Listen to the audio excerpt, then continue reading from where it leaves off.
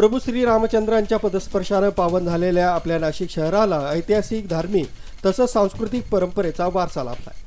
अनेक संत, महात्मा तसंच अनेक महापुरुष देखील वास्तव्यास राहून गेले.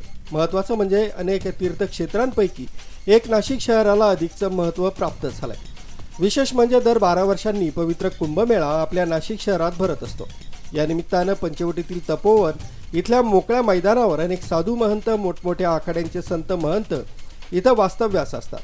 पुरातन काळापासून ही परंपरा चालू आहे. त्यामुळे संबंधित मैदानाची खरी ओळख ही साधू महंतांच्या नावानुसार व्हावी ही अनेक नागरिकांची अपेक्षा होती. तसंच इतर वेळेस या ठिकाणी वेगवेगळ्या राजकीय पक्षांच्या सभा देखील आयोजित होत असतात.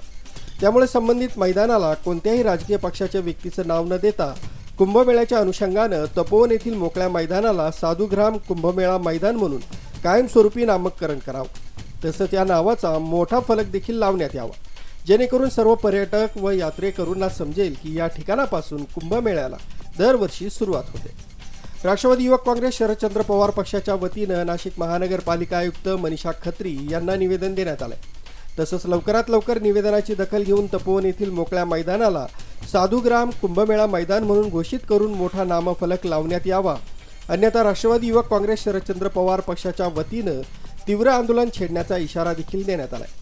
याप्रसंगी उपस्थित राष्ट्रवादी युवक काँग्रेस शहर जिल्हा कार्याध्यक्ष किरण पानकर, वाहतूक तालुकाध्यक्ष विलास धात्रक, उत्तर महाराष्ट्र ओबीसी उपाध्यक्ष चेतन जगताप, पंचवटी ओबीसी अध्यक्ष ललित ठेंगे, उपाध्यक्ष सुनील वसवाल, लेवेश ठेंगे, दीपक कुलकर्णी, निखिल गायकवाड, रोहन जगताप, शुभम सांगळे, राहुल काळे, किशोर फसाळे आदींसह पदाधिकारी तसंच कार्यकर्ते उपस्थित होते.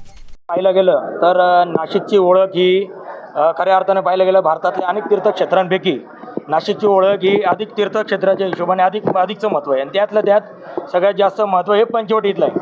आणि पंचवटी इथं अनेक पर्यटक यात्रेकरू येत असतात. परंतु अनेक वर्षापासून जी चालत आली पुरातन परंपरा आपली कुंभमेळ्याची, जो वास्तव्याचा साधू महंत, दिगंबर आखाड्याचे किंवा मोठमोठ्या आखाड्यांचे महंत हे तपोवनातील मोकळ्या जागेवर वास्तव्यात असतात. त्यामुळे तेथील कुठंतरी साधूंच्या नावाने उल्लेख झाला पाहिजे त्या मैदानाचा. तर तिथे अनेक राजकीय पक्षांच्या म्हणजे तसं पाहायला गेलं आपण तर 2014 साली माननीय पंतप्रधान नरेंद्र मोदी साहेब यांच्या 3 वेळा सभा रद्द झाल्या पावसाच्या काही कारणास्तव, नैसर्गिक कारणास्तव. तरी देखील त्या अनुषंगाने या मोकळ्या मैदानाला मोदी मैदान म्हणून संबोधलं जातं. तर ही कुठंतरी एक नाशिकच्या हिशोबाने, साधुग्रामांच्या हिशोबाने एक चुकीची भावना लोकांमध्ये पेरल्या जाते. तर आमचं एकच इच्छा आहे का याला साधुग्राम म्हणून एक नाव ओळख कुंभमेळा मैदान म्हणून ही घराघरात पोहोचली पाहिजे.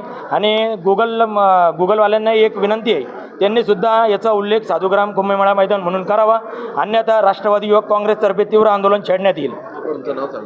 किरण विनायक पानकर, शहर कार्याध्यक्ष, राष्ट्रवादी काँग्रेस पार्टी, शरदचंद्र पवार पक्ष. आरबी न्यूजसाठी पांडुरंग भांगरे, नाशिक.